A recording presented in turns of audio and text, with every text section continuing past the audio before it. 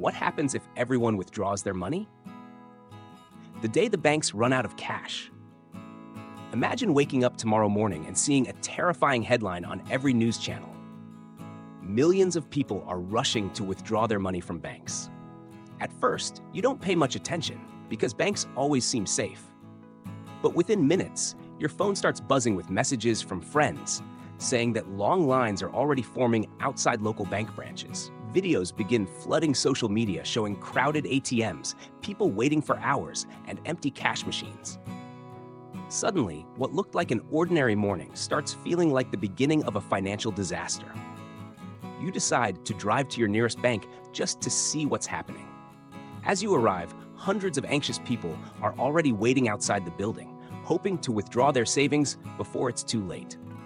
Security guards struggle to control the crowd, while more customers continue arriving every minute. Some ATMs have already run out of cash, and others display a simple message, temporarily unavailable. Rumors begin spreading that banks may soon limit withdrawals, causing even more people to panic and join the lines.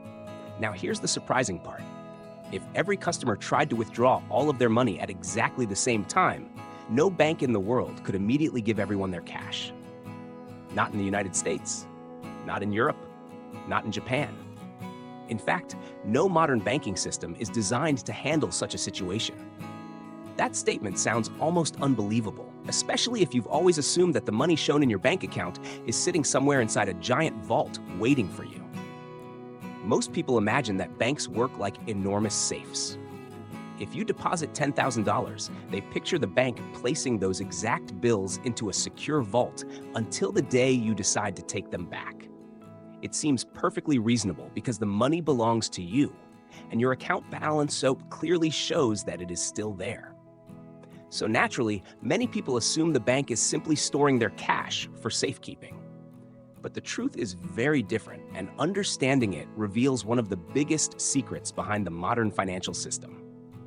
Banks are not giant storage rooms for money. Instead, they act more like the heart of the economy, constantly keeping money moving from one place to another. Every day, millions of people deposit money, while millions of others borrow money to buy homes, start businesses, purchase cars, or invest in their future. Rather than letting your savings sit idle inside a vault, banks put most of that money to work by lending it throughout the economy. This continuous movement of money is one of the main reasons modern economies are able to grow so quickly. Banks don't simply take your money and hope everything works out.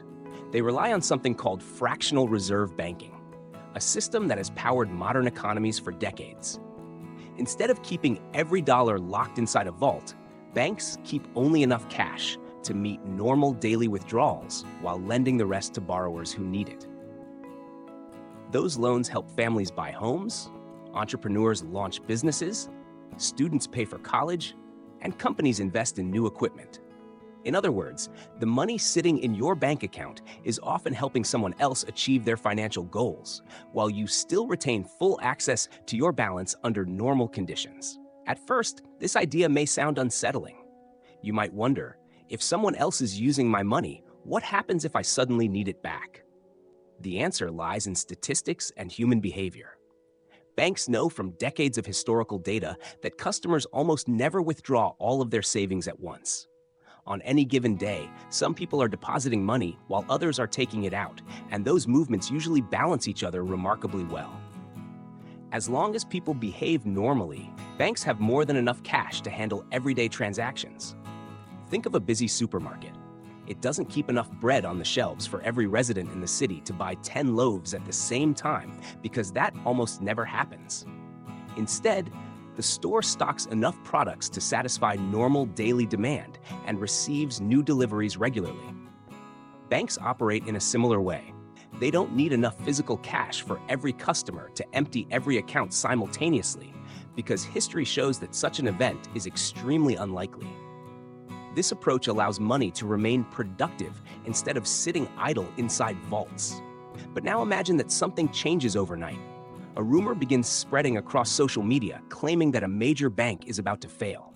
Nobody knows whether the story is true, but fear spreads much faster than facts. thousands of customers decide not to take any chances and rush to withdraw their savings immediately. When television cameras start showing long lines outside bank branches, millions of other people begin thinking exactly the same thing. If everyone else is withdrawing their money, maybe I should too. This is the moment when psychology becomes more powerful than economics. Many of the people waiting outside the bank may not even believe the bank is actually bankrupt. They're simply afraid that if everyone else gets there first, there won't be enough cash left for them. Ironically, this fear can create the very crisis everyone is trying to avoid. The more people join the line, the more convincing the panic appears, encouraging even more customers to rush to the bank. Economists have a name for this phenomenon: a bank run. A bank run happens when a large number of customers try to withdraw their deposits within a very short period of time because they fear the bank may become unable to repay them. The problem isn't necessarily that the bank has lost all its money. The problem is that most of its money is tied up in long-term loans that cannot be turned back into cash instantly. Even a financially healthy bank can struggle if millions of customers demand cash on the same day. Imagine a bank that has $1 billion in customer deposits. Most of that money has already been lent out through mortgages, business loans, and other investments that may take years to be repaid. The bank might own assets worth even more than $1 billion, making it financially sound on paper.